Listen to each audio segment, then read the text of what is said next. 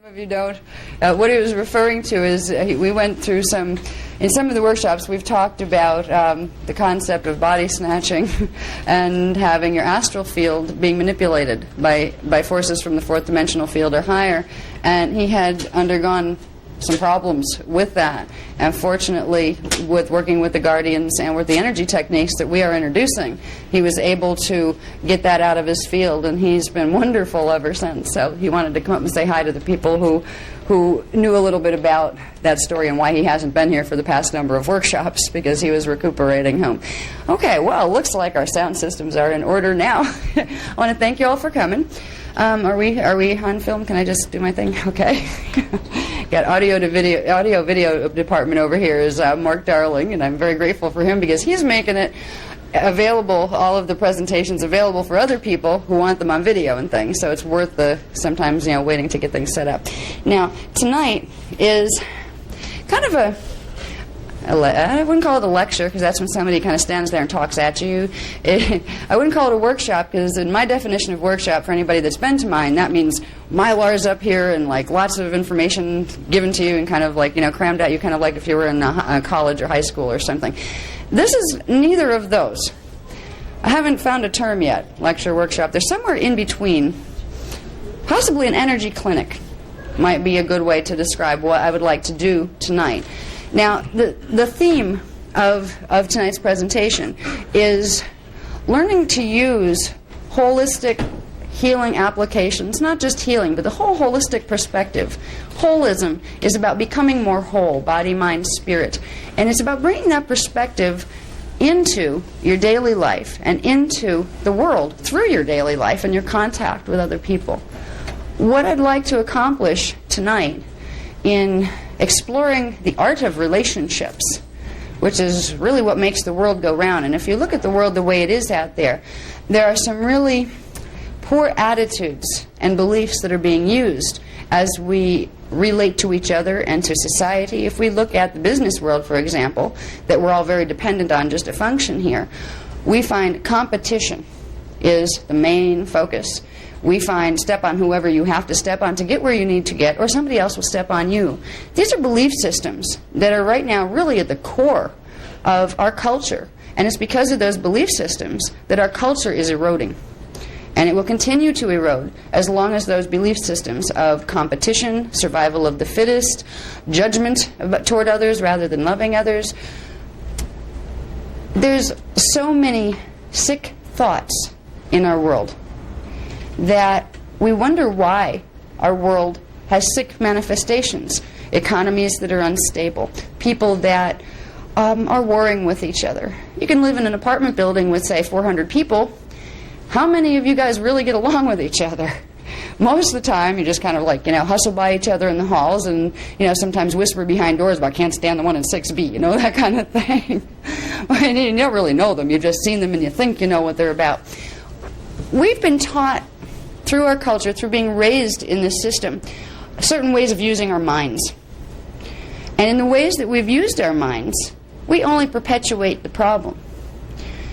When we go into holism, we're going into a way of using our minds that's from a higher level of consciousness. And that will change the things that go on out here. Now, for the people that have been here before, that are familiar with my work, we've gone through the science of Kilanta, and we've gone through the interdimensional structure. We've gone through the ascension teachings as far as the structure of 15-dimensional identity and the DNA and the fire letters and how all of that goes together. Some people haven't been in those workshops. So what I'm going to do is I usually try to do when there's a mixed group. I have to kind of bounce back and forth between levels of knowledge. If some of the stuff you've heard, that's because the other people who weren't here haven't heard it. So I'm kind of going to try to integrate it. But I want to keep it focused, and I want to keep it short and sweet as far as what I talk at you tonight, because I want to get down to energy work. If we're going to heal ourselves, heal our apartment building that we live in, heal our job situation, heal our world, we need to use our minds differently. For the people who don't understand yet the paradigm of 15-dimensional structure that we use, that is very scientific, for the people who need it to be scientific before they'll accept that it's real, we have that. But we're not going to focus on that tonight. That's the intellectual stuff. There's a place for it. We have it. What we're going to focus on tonight is building bridges of light. Now, building bridges of light is something that can be done when we understand interdimensional structure. It's something that can be done when we realize light. What does that mean? Okay, what we perceive as light here, inner light, outer light, is something that has an oscillation rate that's faster than that of our own. When we are closing our eyes and imagining light, we are imagining wave patterns of higher frequency. So when we do visualizations, when we use our minds creatively inside, we are creating literal manifestation patterns by using the core of creation, which are scalar waves. We're directing them with light. So when we do the exercises that we're going to do tonight, and I'm going to focus on doing, because you can read about riding a bike, and you're not going to be able to ride it. You can learn about riding a bike by reading about it, but you have to get on the bike and do it if you expect to be able to ride the bike. Tonight, I'm not going to spend a lot of time talking about justifying the existence of 15-dimensional structure and explaining exactly which frequency is which. That's what Cathara Healing will do that for you. What we're going to do is energy work. We're going to do a couple of different exercises. And that's why I have my notes here, because I want to see which ones. Now, when I come up here, I feel the energy in the room, and I do it from the heart chakra. If you ever go into a group and you're speaking, feel from here and project energy out from here. Spread it through the room. You'll get a feel for where the consciousness is in the room. I try to direct what I'm speaking about to the consciousness in the room at the time, which makes my program a little more flexible than somebody that just, A, B, C, D, E, whether or not you're ready to hear it or want to hear it. Tonight, I want to introduce energy techniques. What we're going to do in the beginning is learn some basic energy sensing. Now, we've done some of this in other workshops. But what I want to do is first take you into some basic hands-on energy sensing. Then we're going to pair up. And we're going to do this in pairs. And we're going to first learn to sense ourselves in something else. Then we're going to learn to interrelate with each other in a little bit different way. We're used to holding our energy fields in a certain way compared to other people in other cultures. Some people hold their fields way out here, and when you move past them, you get a really strong feeling of who they are and a real emotional feeling. With American culture, and especially in big cities, you find a tightness in the fields. We don't want to interact with what's around us. We've seen enough and been through enough where we tend to go and pull our fields in. We desensitize ourselves that way, and it's a survival mechanism. If we're going to learn the art of a relationship and the art of bringing the holistic view into relationship, first we need to become aware of the fact that we have our auric fields, our chakra systems. Then we have to become aware of personally how we're using them right now. We can do that most easily sometimes by being put in a situation where we need to or have to interact with another person. Usually we interact in kind of like horses that go down the street with those little blinders on so they don't get distracted. We just move around like that. You're not going to experience the person that walks by you. You're going to see them and flash, they're gone. Tonight we're going to start with experiencing some more of ourselves. Then experiencing each other a little bit. First in pairs. We'll find out what it feels like to feel another person. Not somebody who you happen to have a relationship with yet, but somebody just like somebody you might meet on the street. We're going to do some exercises that will take us into a level of emotional soul level intimacy that most people at first are going to kind of go, ooh, like, I don't want to do that. You'll find one of the first reactions to some of the exercises is, especially when you like have to turn your chairs toward each other and you're knee to knee and you're looking at each other's eyes. First you kind of get giggly. This, you do. Then you kind of that's a defense mechanism, by the way. That's part of the way the personality says, I'm not going to engage. No, I'm going to be right here and I'm going to hide behind myself and I'm going to give you a giggly little bouncy energy thing and you can give the same to me and let's shake hands and leave. This is how most people are taught to react to each other. But you're not going to be able, for one, to become more aware of what needs healing in your world if you desensitize yourself to it all the time. Within this group, anyway, we're in a situation where we're dealing, for one, with teachings and with energies that address the fact that yes, there's negative stuff out there, and yes, there are certain times you do need to protect yourself. We're not telling you, open your heart chakra, open your astral field, and let anything that wants to come in. You know, some people that work with energy, they work with the love concept, and love is important. We do need to love each other. But when they tell you just indiscriminately, open your heart to everybody and everything, your heart chakra happens to be connected to your astral body. It means opening your astral field to anything that wants to walk into it. There are ways that we can learn to do intimacy without bringing harm to ourselves. We can learn to interact and feel each other as beings while still protecting the integrity of our own biofields. One of the first things that you do when you're doing any energy work, and the people who are in Kathara healing know this, is the Maharic seal technique. There's the long version that's in the Kathara healing program, which is better to use because it makes your the energy that you're creating in your field, it makes it stronger and it makes it last longer. But you can do a real fast version that if you happen to be at a workshop and somebody says, okay, now I want you to feel your neighbor, you know, you don't have to worry about, ooh, what might be in my neighbor's field that I don't want to take home with me. Now, most people that have anything to do with this work at all know at least by now that if you walk into a situation like that, just because some workshop leader tells you to open your field to somebody doesn't mean you do it, okay? Unless they tell you first. Here is how you make sure you don't take on anything in the other people's fields or anything from the higher frequencies that may want to mess with you.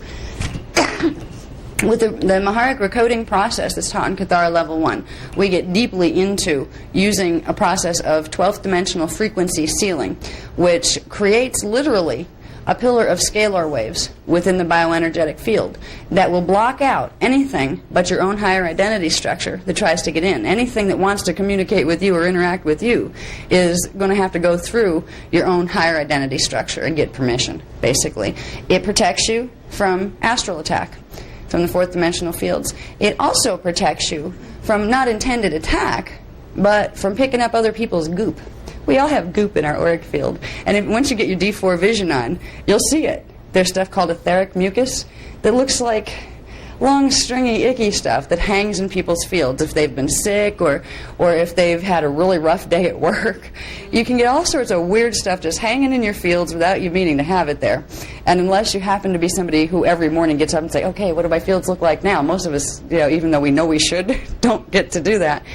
With the Maharic seal, you don't have to worry about picking up any of the goop from anybody else's field, so you'll be safe when you do the exercises. The exercises that I would like to teach you tonight, now they're not written down. They're going to be available on the video. They're coming through spontaneously, which I'm doing more and more of these days. There's a reason for that. When I work with my higher parts, my higher dimensional identity, to interact with the group directly, if I preset a pattern of things to do, sometimes I need to do that to keep a structure. But I'm not interacting with the group yet. When I'm here and in your energy, I can feel more of what's appropriate for the energies of the people that are in the group. So these exercises are going to be new to both of us. And when you work with your higher identity, you'll get to a point where you could actually do that. Pick up a microphone and say, here, I'm going to teach you this. What am I teaching you? I don't know yet. We'll find out as we go. Because you will learn to trust the Spirit as it moves through you.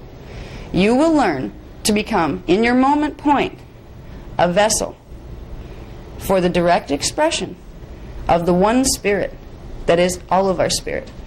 The one Spirit that many people call God, some people call Source, some people call it universal consciousness. Doesn't matter what you call it. It's all of those things and way beyond those things. But there is a way of being that you learn a level of trust in yourself where you can simply say, let me be a vessel for thy good works. And you know it will come. That's part of my training as I work with giving workshops, because I was born with a Virgo imprint, and I'm not too much into astrology, but there is some influences and there are some characteristics with the signs that do apply to to people born under those signs. Virgos tend to be extremely analytical and perfectionists and do something over 5 million times until it's perfect, even if they could have got by with not too bad, let's get on to the next thing. So for me, going spontaneous is a real step. But that's what I'm doing tonight. Now, spontaneous for me isn't hard in certain ways because I've been trained for many, many years. In order to open myself, I've had to learn things. And I've been trained by working with my own spiritual guidance with the Guardian Alliance on energy technique and those kind of things. So the things that are going to move through the audience tonight are things that I have been trained in. They were part of my own training at different parts, different times. So I know they work. The first thing I want to do is a short version of the Maharic seal, which is getting your 12th dimensional frequency pillar up in your field. So any energy work that you do, you will be fine doing. It will clear out anything that's disharmonic. The reason for that is the 12th dimensional frequency bands contain all of the frequency bands of all the dimensions below them. They represent the Christed imprint, the fourth harmonic liquid light pre-matter imprint that everything manifests on down here. That is the part of our beings that has not been distorted through its processes of moving through the lower dimensional scale. When we realign, this is what the Christian teachings were really originally about, when we realign with the Christed imprint, our Maharic shield, our 12th dimensional identity level, and the scalar grid that holds that level of identity, we are recalibrating all of the frequencies that compose our being, our bodies, and everything around us as we go. We are putting them back to their original state of purity. So when you bring down and bring up the 12th dimensional pillar, you are creating a pillar of energy harmonization, that anything comes into your field, it gets recalibrated to what it's supposed to be. So if there's negative stuff that comes in, it gets reversed into harmonic energy. This is what's useful with this pillar. So a couple people here that were in Egypt with us. We use this technique, and it's not hard to use, but you need to know, that it exists. We use this technique to recode some of the sites over in Egypt, literally, to change the energy grid that certain temples and things were built on because they were being used for ill purposes. And we use the 12th dimensional frequencies to reset those grids to what they were originally supposed to be. So you can use it on planetary grid work, but you can also use it on personal grid work. There's a fast version that I'm going to teach, and I'm going to have to get rid of some of this lighting. I don't know if it bothers you, but I find this very, very bright. Maybe it's because it's coming right. Heard of the process before. We use a symbol code, which is a scalar wave guide, that's called the Hierophant symbol. You can visualize the symbol quickly by simply picturing the image of a flat, two-dimensional Star of David, or six-pointed star. We call that the Merkaba star. And we will picture it in the color of pale silver. The color is important, and even if you can't visualize yet, some people don't have the DNA strand activation yet to get clear visuals, just imagining that you're visualizing it is still creating that energy pattern there, even though you're not perceiving it through the sixth chakra yet. So it's a pale silver image of a Star of David.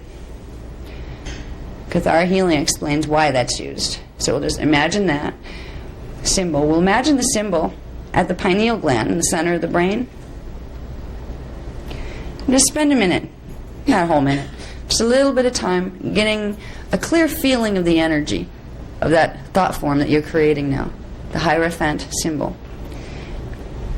It's the activation code for your 12th dimensional Maharic shield. Visualize the pale silver Star of David, Merkaba star, in the center of your brain, in the pineal gland. Take a few gentle breaths, and then on a final inhale, and move your energy up to grab that symbol code, and on the exhale, push it down rapidly, down into the Earth's core.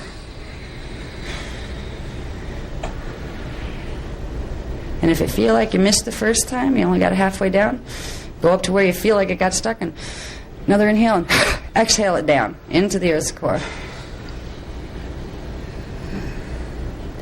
Now, you can simply take 3 breaths. On the inhale, you'll draw energy in, and on the exhale, you will push energy out into that symbol code down in the Earth's core.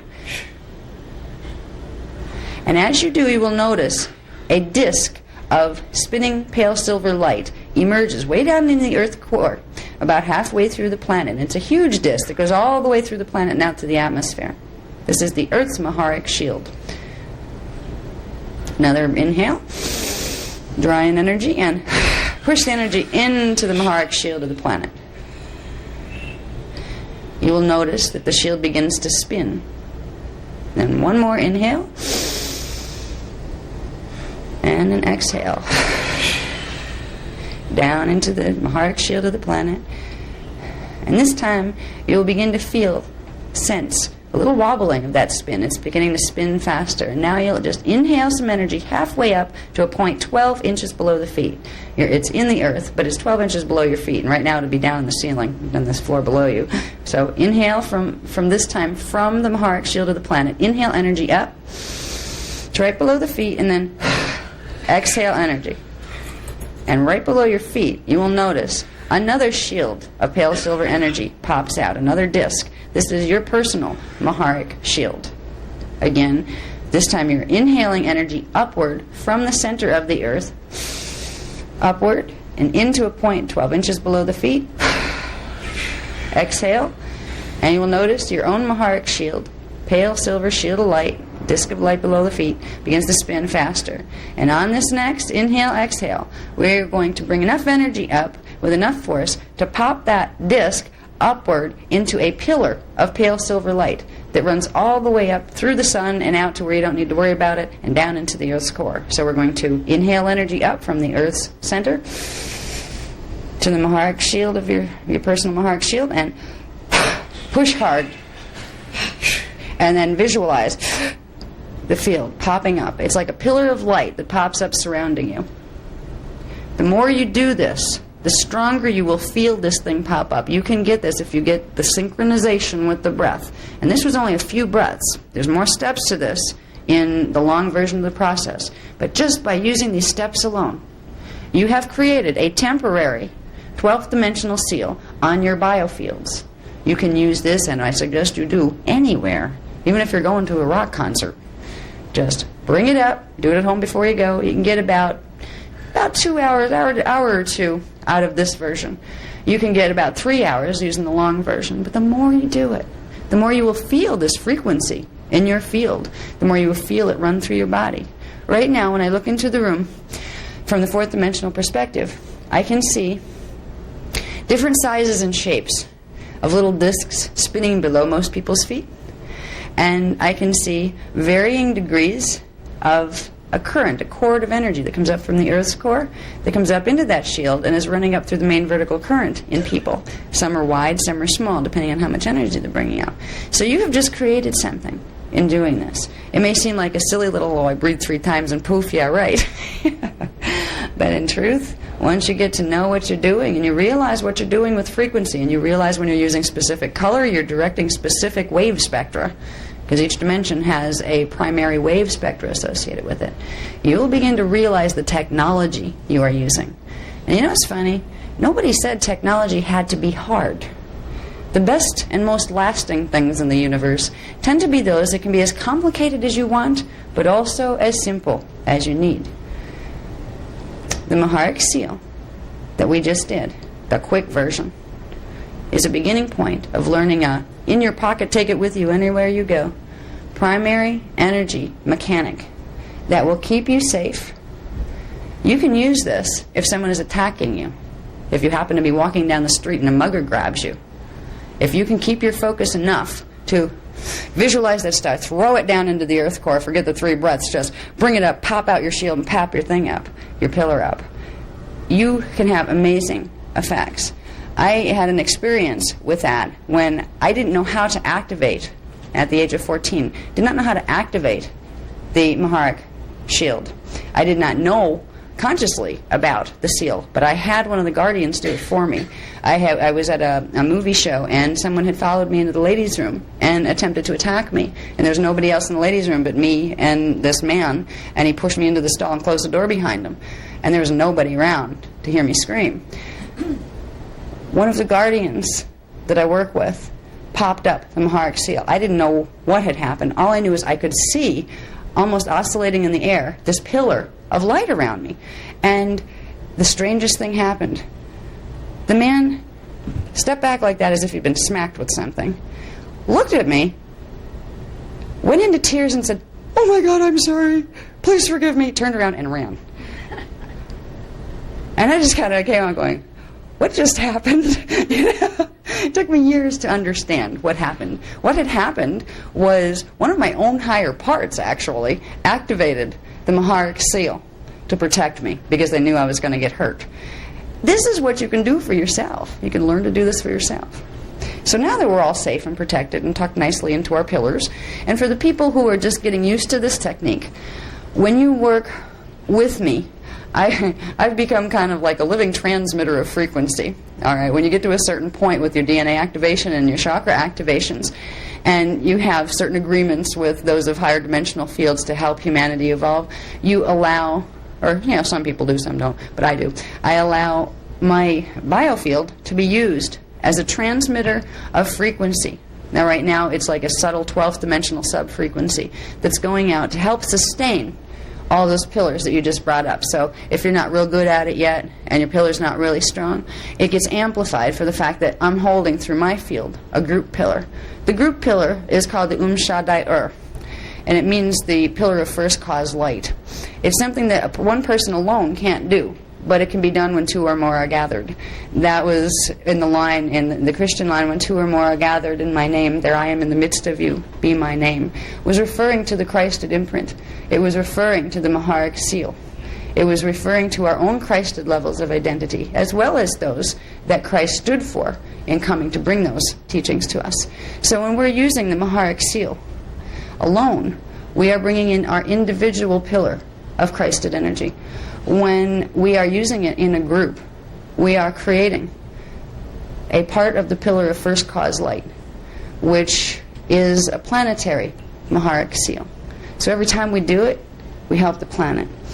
You are safely tucked into your own little Maharic pillars right now, which means you're not going to pick up any stuff out of my field that you don't want to pick up. This is why I teach you to do that with you first. Because, hey, I'm a transmitter, and if there's anything that you don't want, or your soul doesn't want, or your oversoul doesn't want from me in your fields, you have a right to know how to make sure that doesn't happen. That's why I teach you, seal your own field, make your own pillar first. And whenever you do group work, always keep your own personal seal. You can do group Merkaba work, but not if you let go of your own personal seal and your own personal Merkaba. Some people teach people how to do the group energy work, but they have them open their energy fields to the whole group without retaining the personal pillar. Don't ever do that unless you want to take on God knows what that everybody else in that group is carrying. So you're safely tucked into your pillars, and that is being sustained by the bigger pillar of energy that's being generated through my fields and through the group field. First thing I would like us to do, and maybe we'll spend a lot of time in the dark here. Do you like this? Do you like sitting in the dark? Yeah. Good. Good. I'm finding that much more peaceful. What I'd really like to do at some point is have a place where I can have nice candles and maybe some real peaceful music in the background, but we don't have the ability to get all that together. We're on a mad dash to get to New York on the airplanes and all that, so it's a little hard.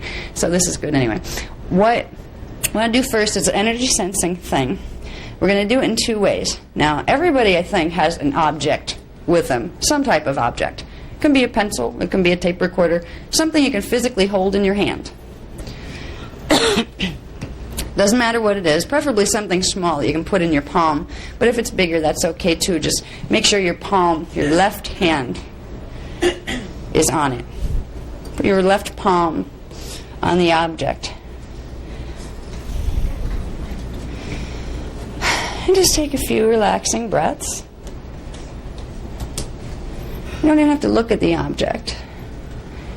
First, I want you to feel its shape and its weight in your left palm. Try to get a feel for its weight.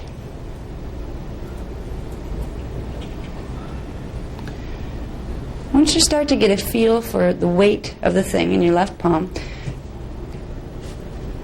transfer it over into your right palm. And try to sense the subtle difference that object will feel like from one palm to the other. The weight of that object will feel a little bit different from one palm to the other. See if you can detect which it is. Which is heavier? Because there's an answer to that question that has to do with how your energy fields work. You can try it again. Put it back in the left, feel the weight, and put it over to the right. Feel the weight. Try to get a feel for which hand it feels heavier in.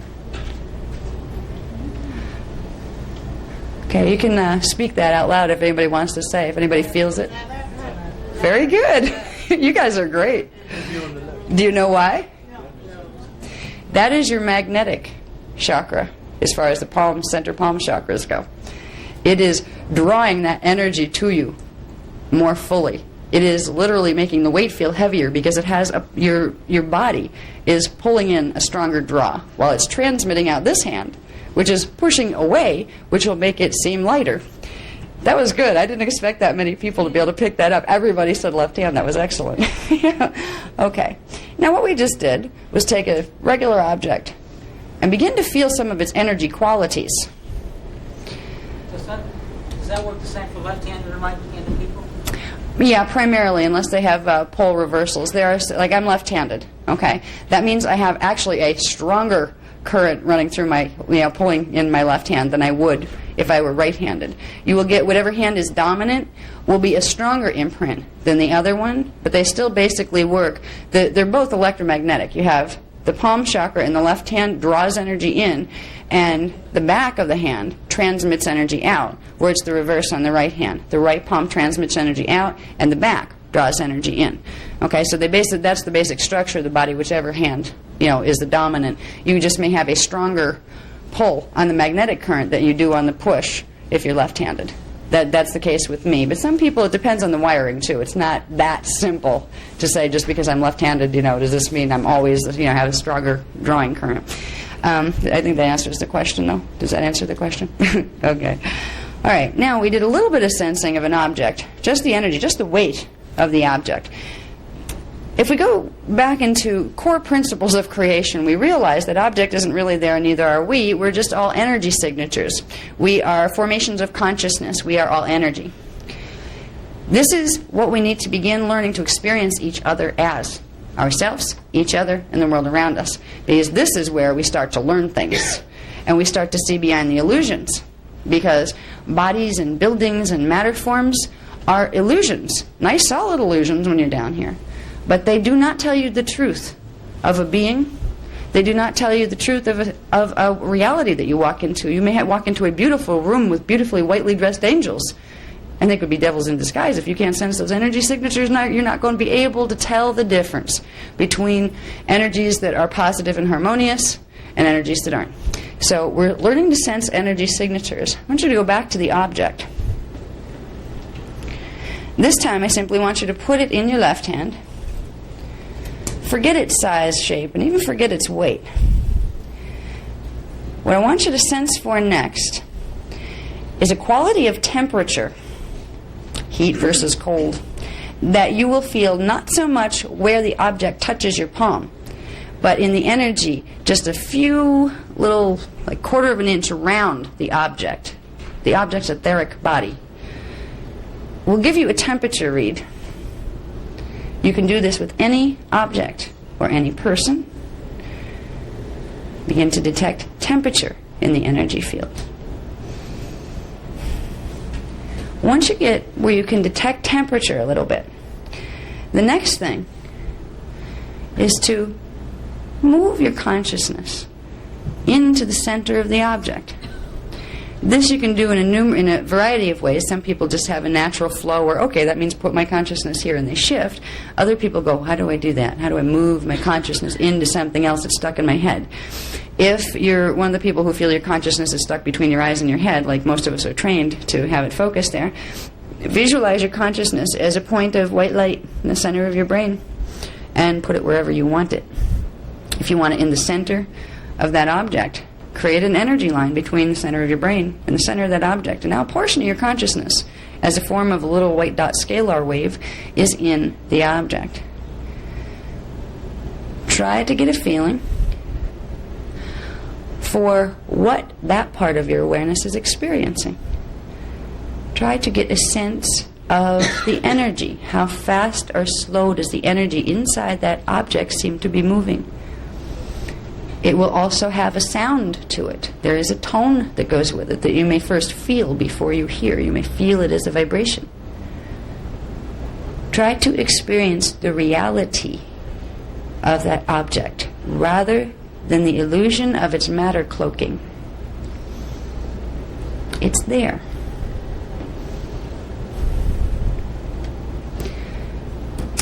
Once you begin to feel the reality of the energy signature, you're beginning to experience the object rather than just perceive the object. You are beginning to be able to directly cognate some of what it means to be that object. For that object is composed of units of consciousness, just like you are. By sensing that object, you are sensing another field of consciousness. And if you can do it with an object, you can do it with a person, an animal, a plant, a group of people, a planet, or the universe. Energy sensing, basic energy sensing skills are like basic bicycle riding skills. The more you use them, the more you develop the balance, to the point where you get the balance and you just hop on and go.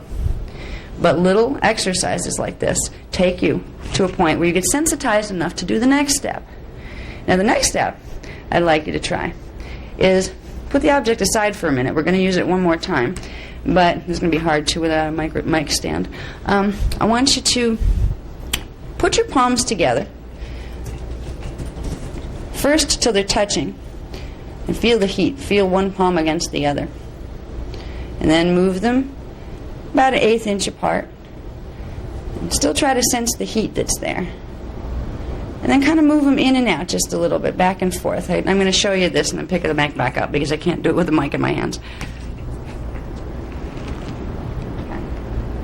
Now put them up like this. Move them around, a little circular, then in and out. You'll begin to feel fuzzy energy in there. You're feeling your own etheric body. If you don't believe you have an auric field, feel this. You do have one. You just have to focus your attention on finding it. And that's just the beginning of your auric fields. Feel it.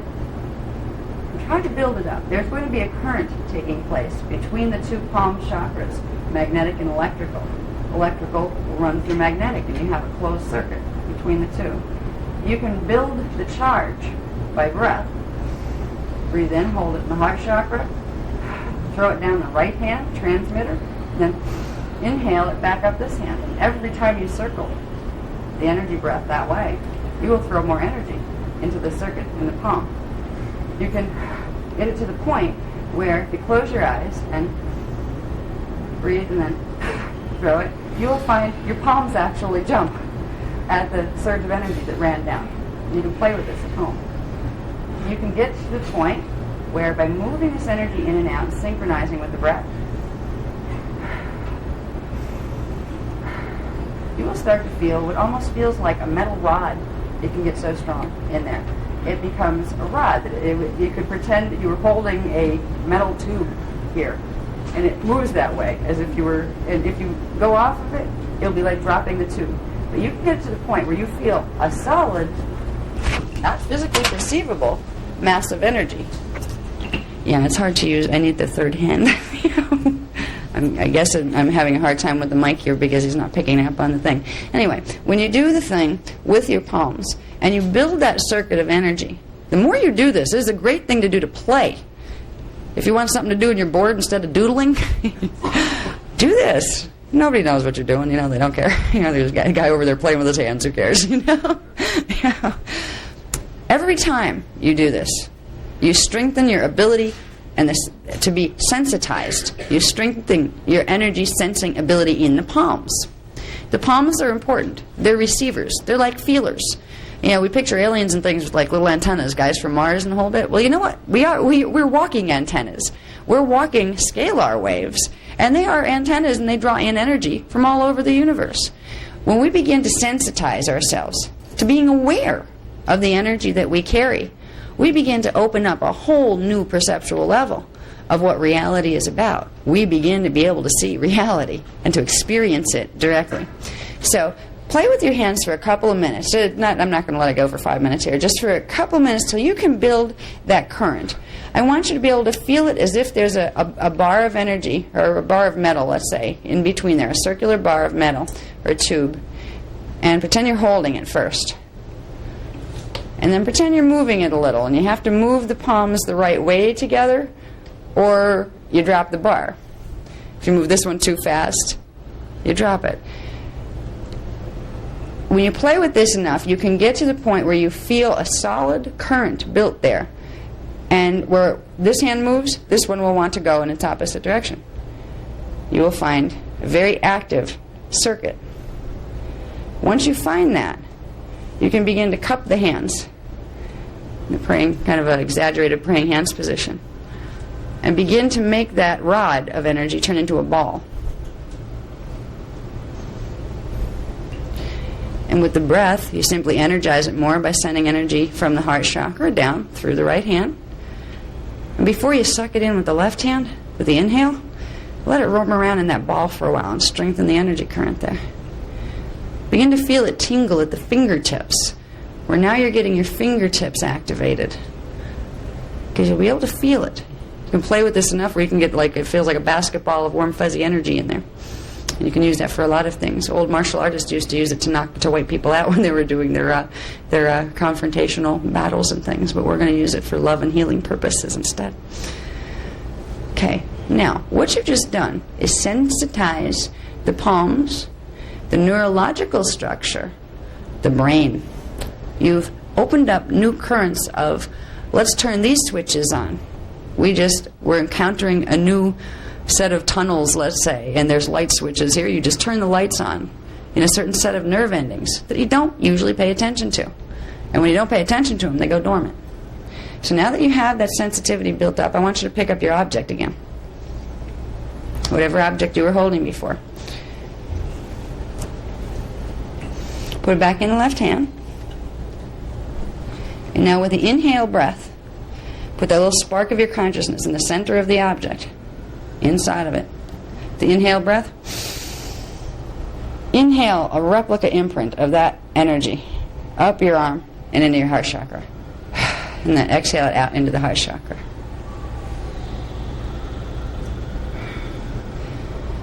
Do you experience any more of a reality of that object than you did the way it was done before? Can you feel a little more, perhaps, temperature variation, a little more strength in whether it vibrates fast or slow, a little more sound, perhaps? Usually, by sensitizing your own system first, you will be able to experience much more of the energy reality of something else that you're trying to understand. Crystals are wonderful for doing this with, because crystals have a consciousness that's very similar to the structure of our original DNA silicate matrix. So crystals and the consciousness they're composed of actually speak to our biologies in a direct cognition sort of way. And they have their own type of consciousness, and there's a sharing that happens. I would have liked to have had a bunch of crystals to give you, but I'm still trying to find ones that I can afford where I could give them to a bunch of people. Now, once we get sensitized to a little object, the next thing that's helpful is to become more sensitized to ourselves. If becoming sensitive to what is really going on around us is a way to assist in enhancing the art of relationship into a higher level, into a holistic view, then it's worth spending the time developing these skills, these little things to do with your energy and your attention and your mind. I want you to be able to go home tonight with an experience of running and paying attention to these energies.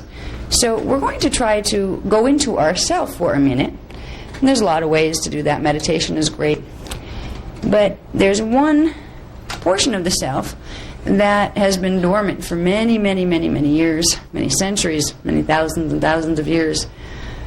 It's our core imprint. It's a seed. You call it the seed of the diamond sun. which refers to the DNA matrix that we originally carried, the 12th strand. At the base of the spine, there is the seed of the diamond sun.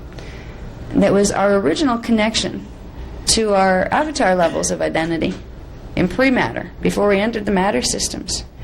Just like you moved your consciousness from between your eyes and the middle of your head down into an object, you can do the same thing into different parts of your body. You can do it into anything. Once you learn to move your consciousness into something else, you can experience directly the energy signature of that other thing, because you have become one with it. And you will take on a part of its pattern temporarily, so you can experience cognition of what it is. If we want to find a portion of our original heritage, our original avatar selves, we need to get in touch with the seed of the diamond sun. But before we do that, it helps to get in touch with the body, because most people in our society are holding their fields in a way, their biofields in a way that they desensitize the bodies, because it would be very painful to experience the chaotic vibration that is running around in our cities and in most people's fields. So we just desensitize ourselves to it.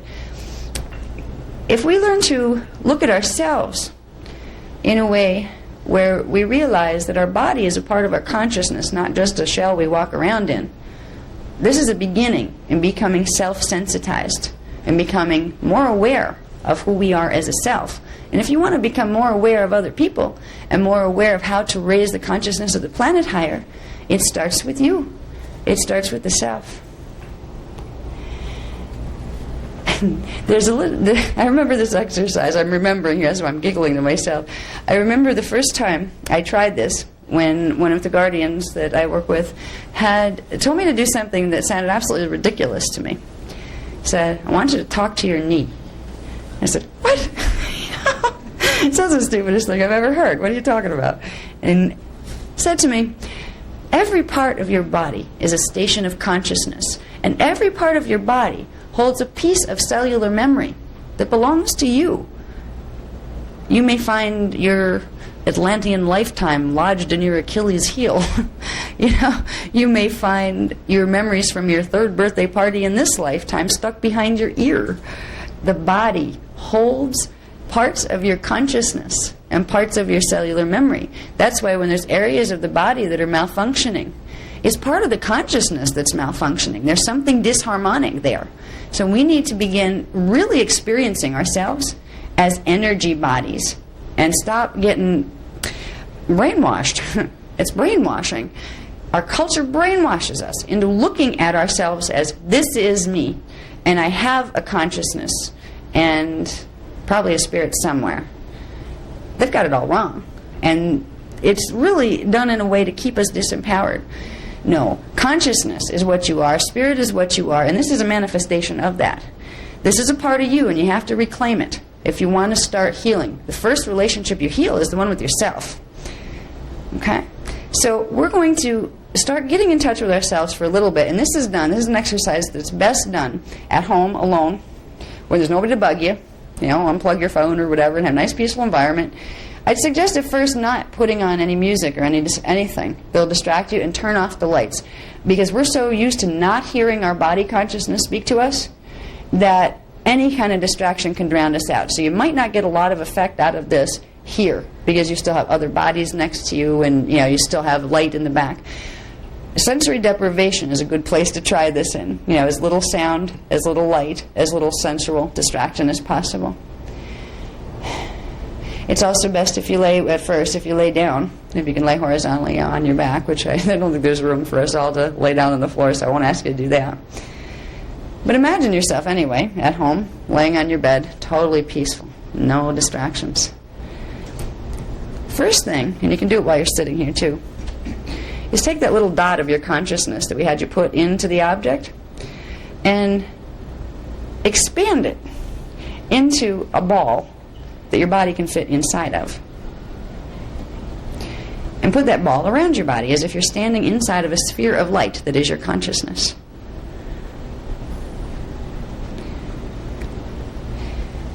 Now move that ball of energy, a sphere of energy that's around you. You're sitting in one place. Move that energy through you from front to back and let it go out the back as if that ball just passed through you. That ball of energy that you just sent through you is a part of your consciousness that just picked up a scan, an energy imprint of what it passed through your body. You can scan anything this way.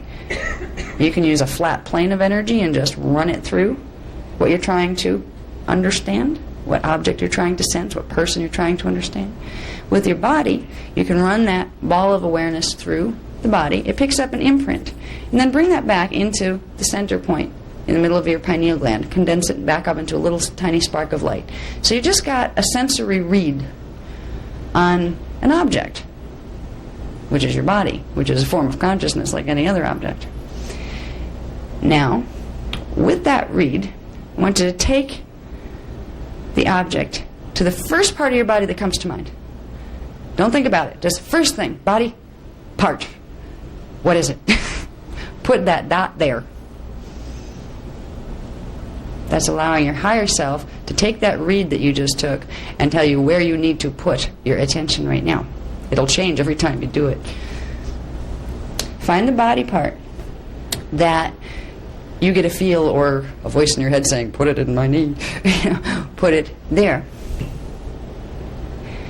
Station that little dot of your consciousness down there. And now imagine yourself inside the sphere of energy again, but this time you're tiny, tiny, tiny, tiny. And you're right down there as a little microscopic self. You can picture a little tiny body of you way down inside the sphere of light, inside that body part. Now you're a little you inside your body. Stay down there for a minute till you get the feeling. It's almost like an Alice in Wonderland feeling. You get a sense of, I'm big here and I'm little tiny down here and everything feels big around me. You can feel a size difference when you get into this energy space. From that energy space, once you can start to feel the bigness of your body consciousness and the smallness of this little part of your consciousness that you created, then you're going to request from your body consciousness, please release the memory you hold here. I'm ready to know. Release the memory here. Some people get it in running movies. That's what happened with me. As soon as I started talking to my knee, I was amazed because my sixth chakra just blew right open and I had incarnational, little snapshots of incarnations flashing through really fast. And I could slow them down, mentally command them to slow down, and they would. And I could look at them and I would immediately remember being in that life. Every part of your body holds a part of your record.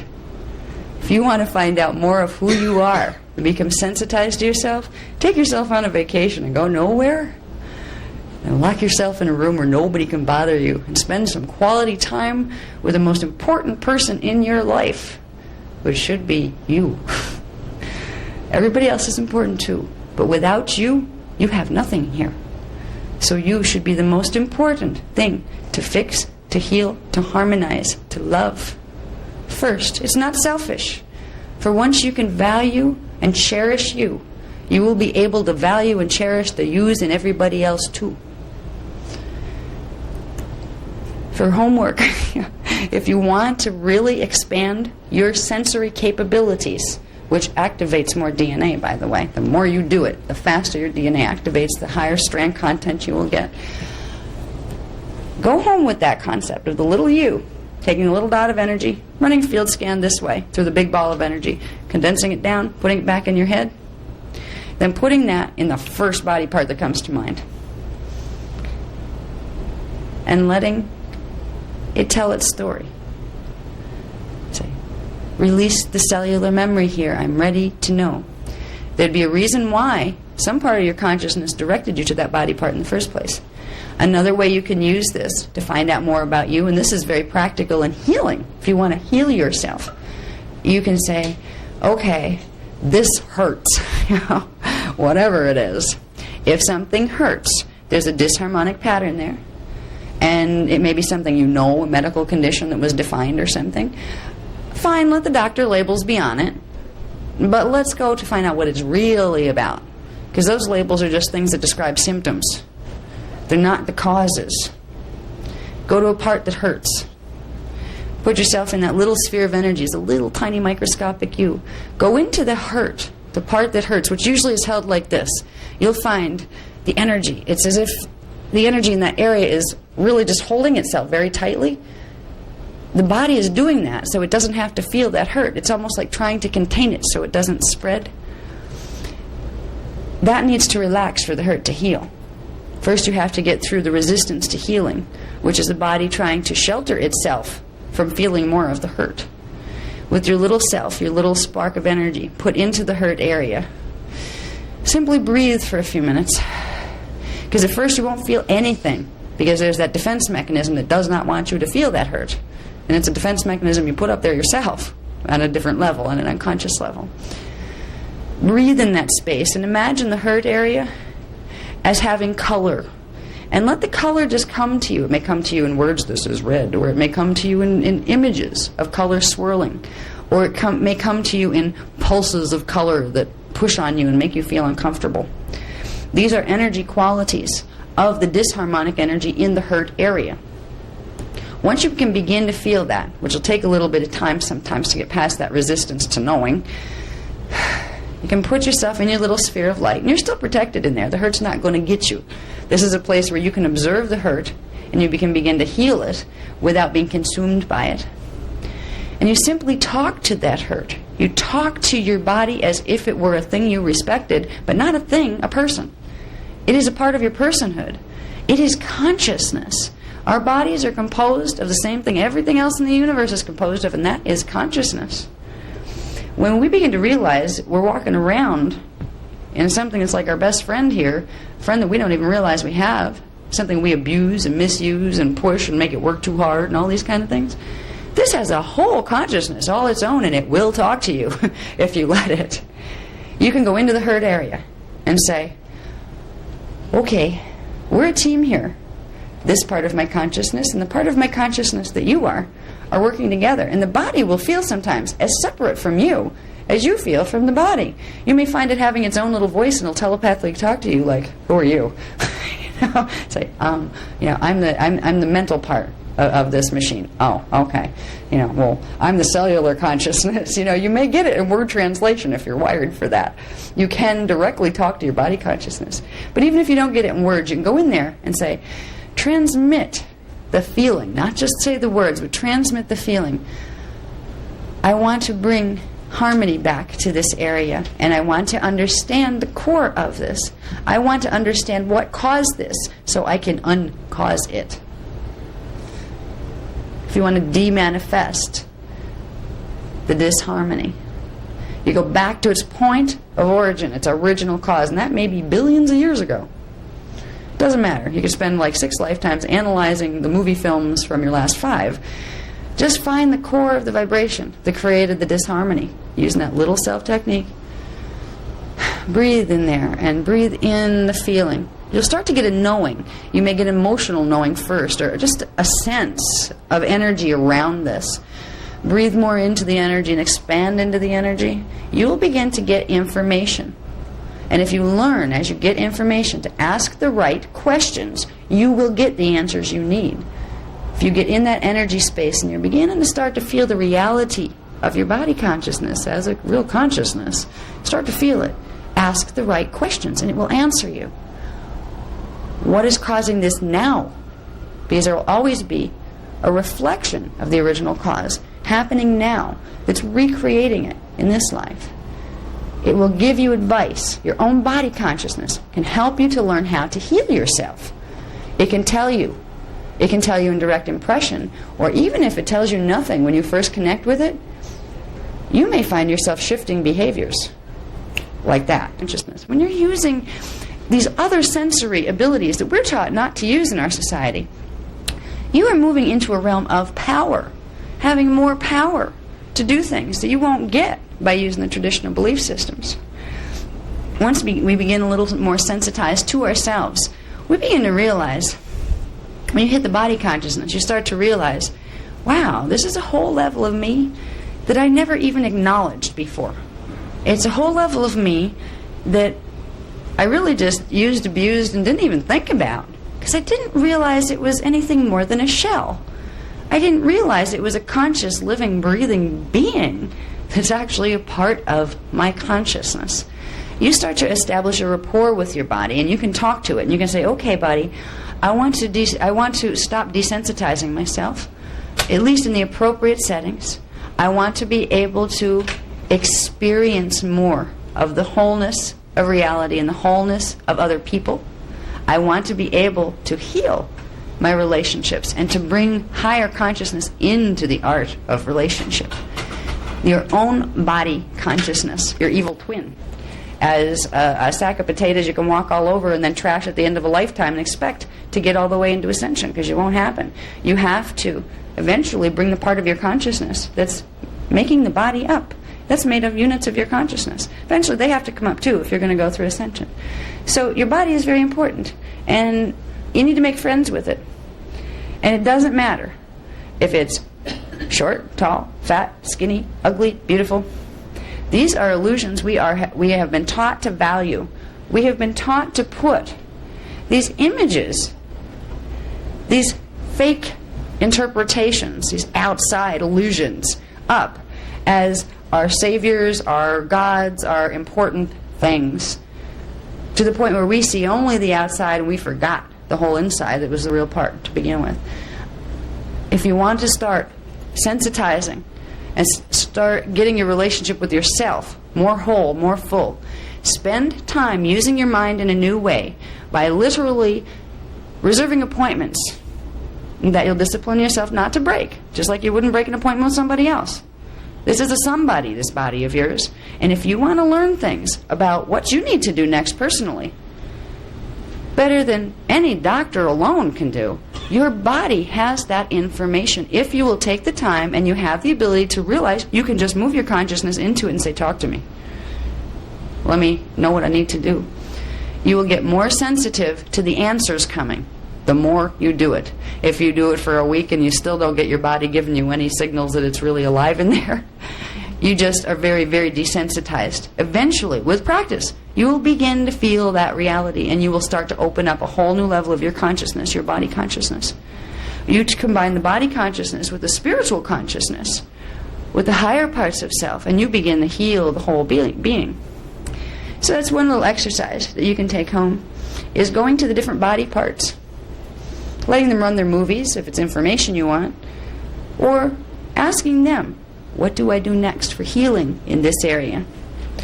Every time you do any type of energy work like that, you're increasing your ability to do more. You're sensitizing more and more and more of your neurological structure. So it's worth doing. Okay, now I want to go back into experiential because that's what I want to focus on tonight. People that know me know I can talk like for 8 hours and never shut up. So I'm going to take you into another exercise.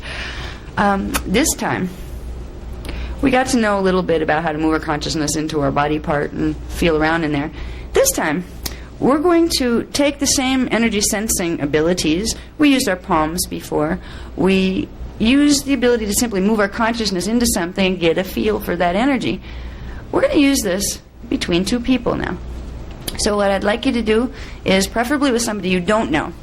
Now, if you're here with somebody, choose somebody else. Okay, break up into partners. It's probably easiest if it's the one next to you. And if you can, kind of quickly just turn your chairs where your knees to knee to knee. I think there's enough room to do that. And if not, you can like spread out a little because there's some seats in the back still left. Yeah, we'll do the knee to knee thing.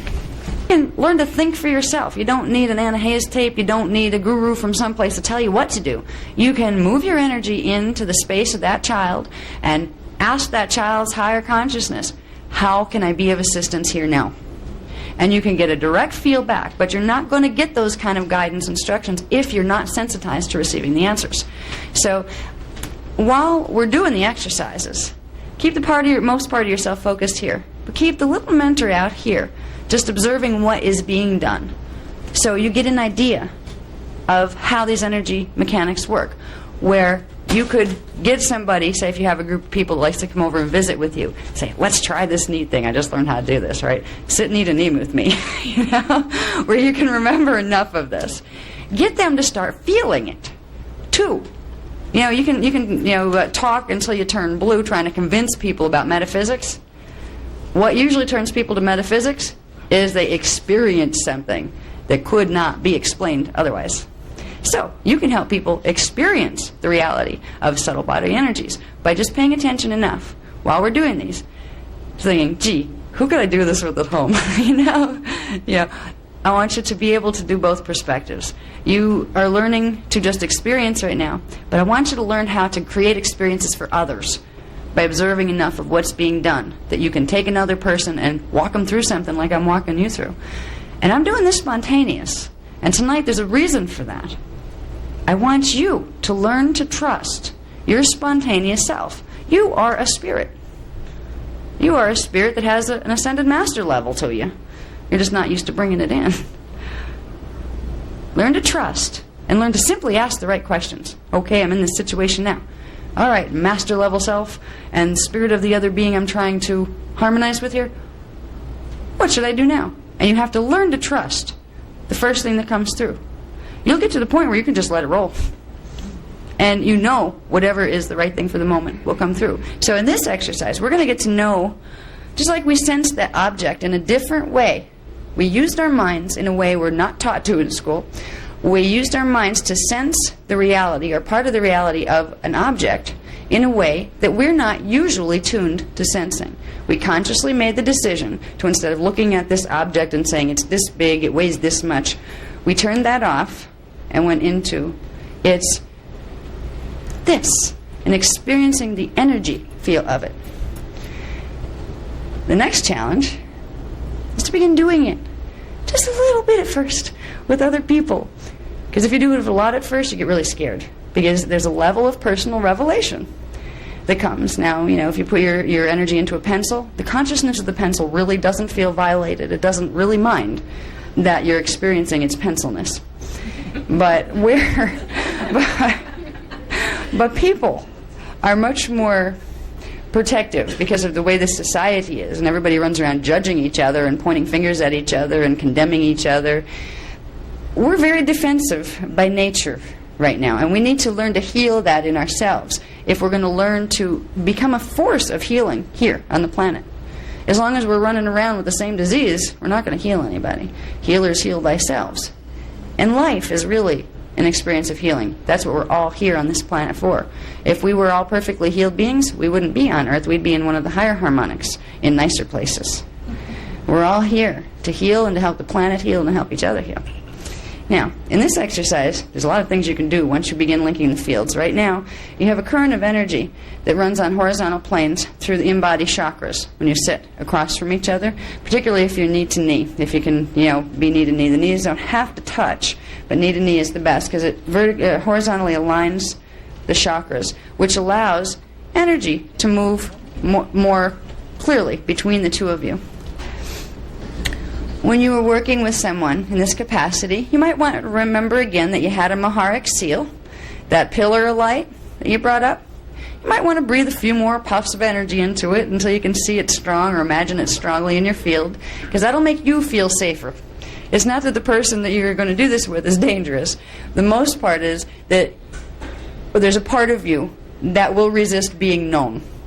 And first you can make it feel safe by letting it know it's strongly wrapped in its own Maharic seal. So there's nothing that's going to come into you that's not good for you to be there, and there's nothing that's going to go out from you that you don't want put out. There are ways with even people that are good at playing astral perception games. There are certain government organizations that actually train people in remote viewing, and they train them in how to put their minds in other people's minds for like mind control and to read their thoughts and stuff. All you do with that is simply put up a screen like a scramble pattern and push it out. So before we do this get to know each other exercise, if there's anything that is just your personal stuff that you don't know this other person too well, so you don't need to share that. That's for later if we ever get to know each other well. Imagine the image that you see sometimes on TV where they block out a face by scrambling just the picture, the part of the picture that the face is on, so it remains anonymous. Well, the portions of yourself that right now you want to remain anonymous, that's too personal, I want you to just put up a scramble pattern wall and move them off to the left and to the back, and just hang them out in your outer field, right about out here. Even put them as far as about a yard out. What you're doing is stationing that information out in the level of your auric field that corresponds to one of your higher identity levels. You're putting it out into like the avatar level of identity out in the outer field. So it's not here to scan anymore. And unless somebody is going to be able to move their field into yours at D13 frequency, they're not going to find it. So you don't have to worry about revealing too much. This may be a new thing for a lot of people, to actually experience a place where you can get to know another person but not have to think about being defensive or how much will I reveal. You're allowing your energy fields right now. You're positioning them in a way to remove that worry and that concern so you can start to get to know the other person. I want you to look into each other's eyes for a minute and just look. Don't think about them. You'll find yourself maybe noticing the shape of them or noticing that right down below the eyes that you can see almost out of the whites of your eyes, you can see their smile. Your eyes do weird things when you actually focus into somebody's eyes. They try to focus somewhere else for a while. Looking into someone else's eyes, especially someone you don't know, can feel very threatening at first. Then it can feel weird, where you find a part of yourself actually feeling like, okay, my face and my eyes are still here, but I actually just stepped back about 3 paces, and I'm sitting behind here watching this happening. Some people go into a state of disassociation because the intimacy is threatening. These are things you need to notice in yourself if you want to be able to experience other people without losing yourself, but experience the goodness in other people. You're going to need to get beyond your own defense patterns and how they posture in your fields. So if you feel, as you're looking into each other's eyes, if you feel a part of you that starts to drift out the back of your head and sits a few paces behind, or moves over to the side, or decides to think about what it's going to have to eat when we go to the restaurant later this evening, these are distraction tactics that one part of yourself is playing with another part of yourself to avoid knowing another being. I emphasize this because I want you to become aware that these are barriers you need to move through if you're going to get to truth. It's okay to look into each other's eyes and simply realize you are gazing into the energy field of another soul. Forget the body in front of you. Just focus on just the eyes, because the eyes transmit the frequencies of the soul. Particularly in a darkened room, if you do this long enough, you'll notice a couple sensations start to happen if you don't drop the focus. Usually first you'll notice the eyes start to burn a little, particularly if you keep them open. If you try to keep them open as long as possible, they'll start to burn a little. They're burning, yes, because they've been exposed to the air too long, but also they're beginning to burn because they're not used to getting that much direct frequency transmitted at them from somebody else's soul. They're beginning to pick up higher frequency, and the cellular structure of the eyes is not used to that frequency. There's a point you can get to if you have enough tenacity to say, I want to see what's beyond this point. If you can keep the eyes open, still receiving that frequency without breaking the current of energy going between the eyes, you will start to get blank spots appearing in the vision. Little blobs of just blackness happen, as if a black hole just came over half the person's face or over their chin or on their shoulder. You will notice blank spots. And what these are you're beginning to perceive higher frequency. You're beginning to perceive the flashing on and off spots, because we are scalar grids. Our bodies are composed of scalar grids. They are composed of units, stationary units of consciousness that flash on and off in different rhythms, like marquees. When you begin to allow your eyes to pull in more frequency from the eyes of another and to transmit at the same time, you will begin to accelerate dormant aspects of the pineal gland, which will allow you to begin to use the vision, physical vision, in a different way. And the first effects you will get will be blank spots, where you're starting to see the black spots between moments. You're seeing faster than time is moving. So you're seeing the blank spots where time isn't filled out yet. But you will also get eye burning. And the reason why it may be worth going through a little bit of the eye burning, not to the point where you damage your eyes, but keeping those eyes open enough. And even if they start to tear, remember when I first was taught how to do this, I had tears running down my face, and so did the other girl. But it was worth it. Because after a certain level of frequency built up, those blank spots got bigger and bigger till the whole face disappeared. And that was neat because it looked like a black hole just ate up their whole face. And first you're thinking, something wrong with my vision. It's actually, I must have my eyes open too long. They're not working. You think it's like a vision problem.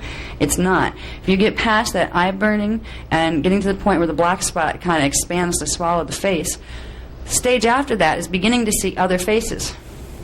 You will start to see the incarnational lives flash in and out, in and out. And you will begin to find where you knew each other before. Because no matter how many beings are on this planet right now, we all know each other from somewhere. We were all created out of the same source of consciousness. We are all part of the same one consciousness. So somewhere we all knew each other. If you look through the spaces between moments and start to see faster than time here is moving, you will begin to see in each other other places. And as you see the face flashing of the other self that person was, it will stimulate. It sends a frequency out from that space-time place into your bioenergetic field that will stimulate the activation of the memory of who you were, because you won't see anybody flash in their faces that you didn't know. So if you see a face coming to you, like an overlay or a black spot, flashes, and then you have a face coming out, you're actually seeing someone that someone of you, one of your incarnations, knew before. Or you wouldn't be seeing that face in that person. So by looking at someone else, sometimes you can find things about yourself as well. That's one of the little things you can do. And that's really one of the kind of fun things that distracts the mind enough to forget the fact that it doesn't want to be intimate with anybody. And you can learn a lot about yourself incarnationally about that. But that's not why I had to do this. The reason I want you to do this is because I want you to start experiencing the reality of another person as a soul energy, as an energy field. You can close your eyes now if they're burning. You don't have to stand there and stare at each other to the point where your eyes are falling out. Okay, we picked up some frequency from each other through the eyes, eye transmissions of the soul. Now I want you to close your eyes, and your eyes will be like cheering, saying, yes, thank you. Close your eyes for a couple minutes. And I want you to begin to try to sense the person's energy, just like you sensed the energy of the object. You can do this with each other. It's best if you take turns.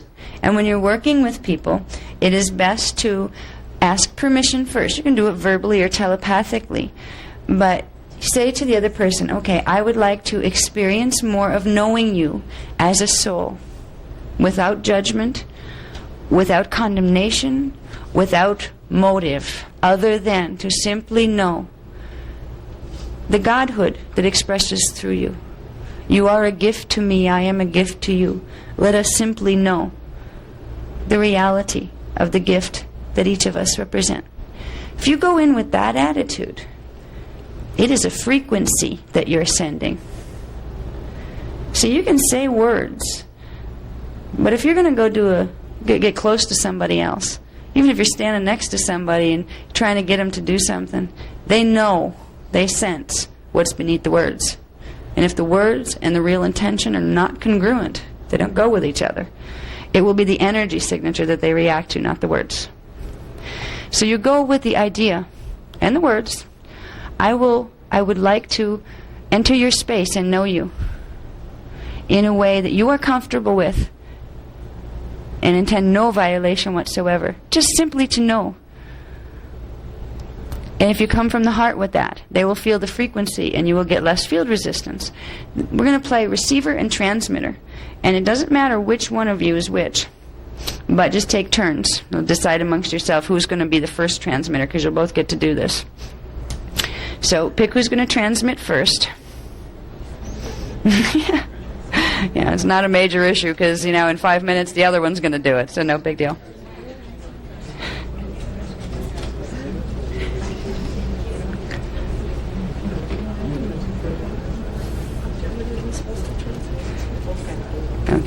See, one person's going to be moving energy from them toward the other person to get to know the other person. The other person's going to be receiving that energy and saying, okay, I'll let you experience me a little bit.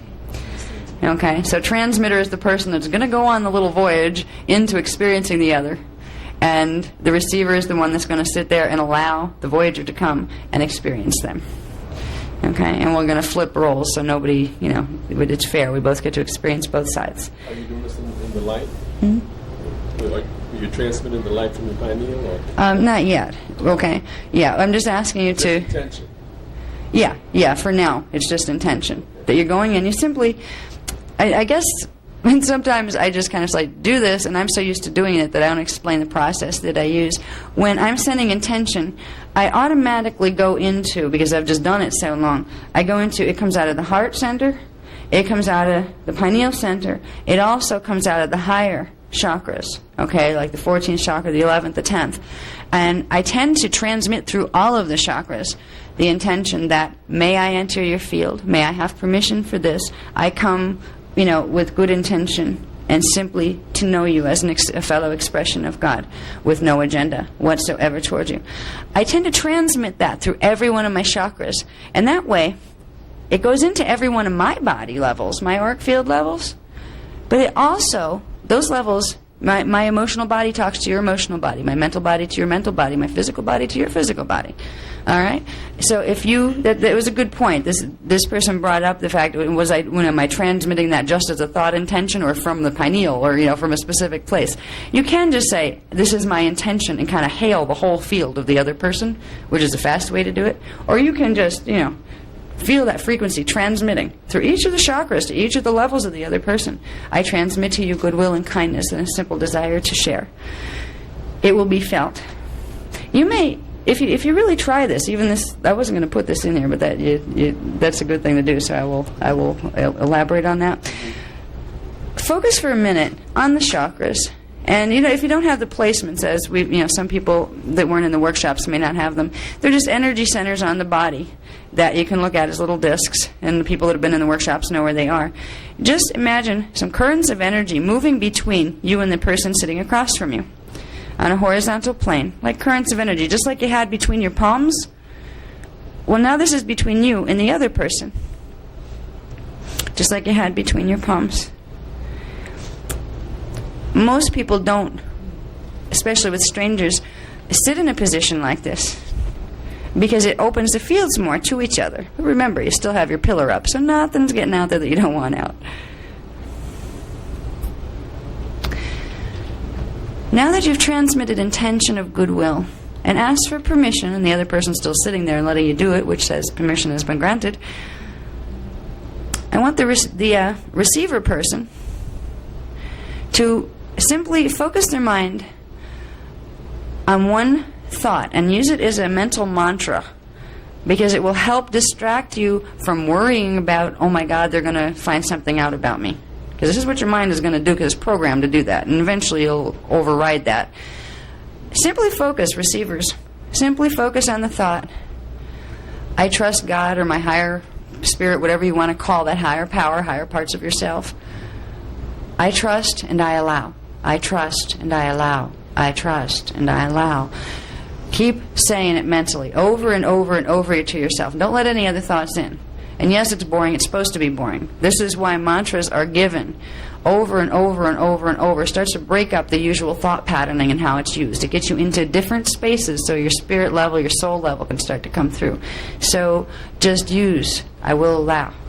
I trust I trust God, I will allow. I trust, I will allow. You can even just use I trust if you don't want to attach any particular power source to that.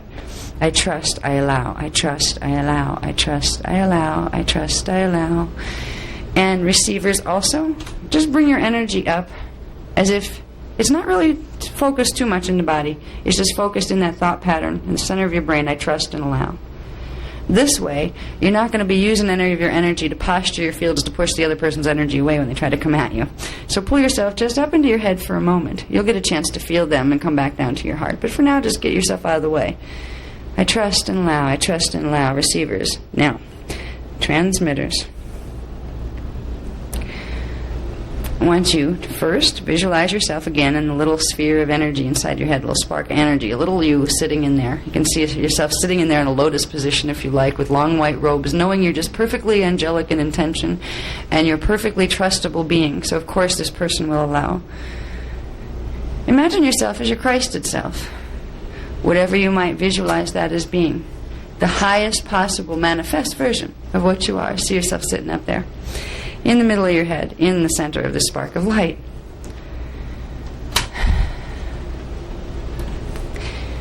Now breathe in, and on the exhale, move the spark of light down from the pineal down to the center of the heart chakra. The heart chakra, which is right in the breast area, for those who might not know, right about there, that is connected to the fourth dimensional frequencies. It's the fourth chakra. Fourth dimensional frequencies are connected to the astral body and the astral plane. When you center your focus of your consciousness in the fourth chakra, you are focusing it in the astral realm. And when you transmit from there, you will be taking an astral version of yourself, an energy field, moves through your astral level, fourth dimensional level, into the fourth dimensional level of the other person's field. And as long as you have permission, this is not a violation. So simply imagine now that you have your spark of light down at the center of your heart chakra.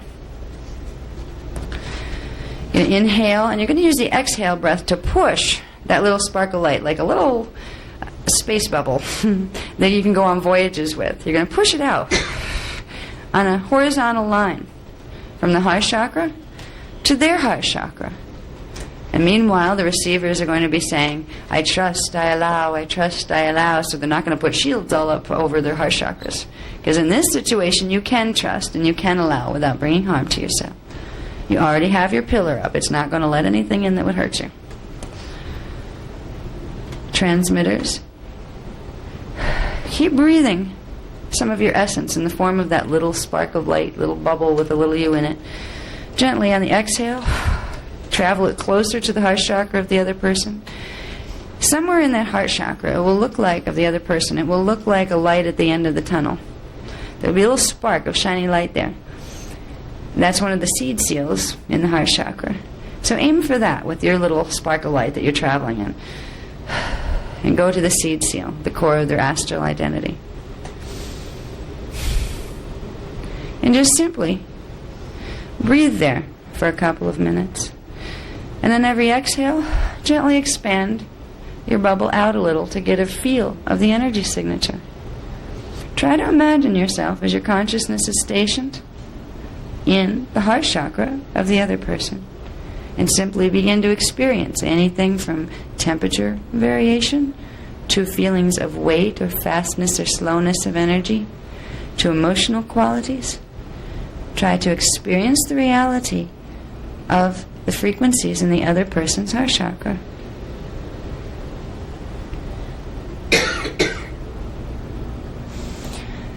And while the transmitters are trying to experience the reality of being in someone else's astral field, I'd like the receivers to move your attention down now, out of your head a bit, and down into your heart chakra.